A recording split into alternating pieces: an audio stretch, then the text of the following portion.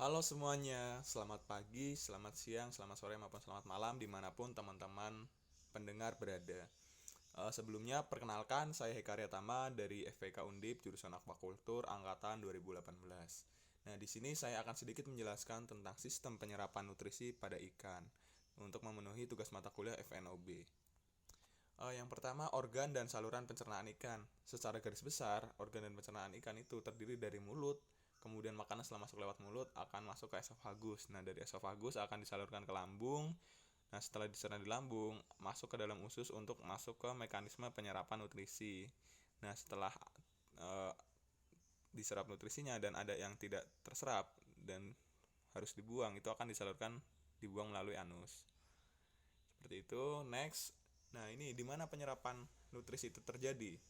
Nah, sebagian besar air, nutrisi dari makanan dan ion-ion mineral itu diserap di usus ikan. Kemudian melewati membran sel ya dengan cara yang pertama untuk ion mineral dan molekul itu menggunakan energi kinetik.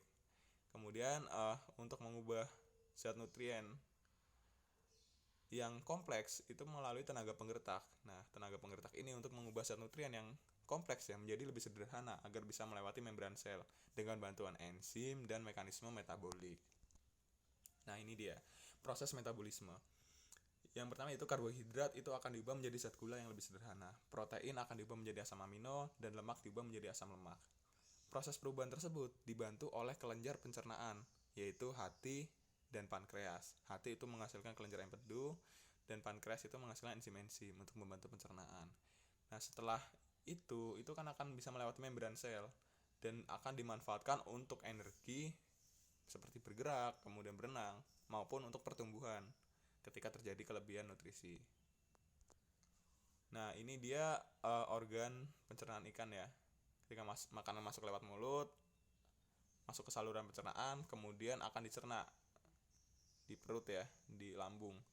Nah, setelah dari lambung itu akan diabsorpsi atau diserap melalui dinding saluran pencernaan. Di usus ini ya, di usus akan diserap, kemudian muncul dalam aliran darah atau bloodstream sebagai molekul-molekul dan komponennya.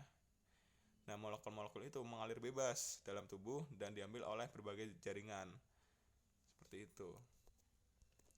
Next, yaitu mekanisme penyerapan. Mekanisme penyerapan itu ada 4. Yang pertama adalah melalui dinding sel, yang paling banyak ya. Kemudian ada difusi dan osmosis, kemudian ada transport aktif ion, dan endositosis atau engulfment. Nah, ini dia mekanisme yang paling banyak menyerap nutrisi, yaitu mekanisme melalui dinding sel usus. Nah, ketika usus kita amati ya, kita breakdown dan kita perbesar. Nah, di setiap bagian permukaan usus ini terdapat villi.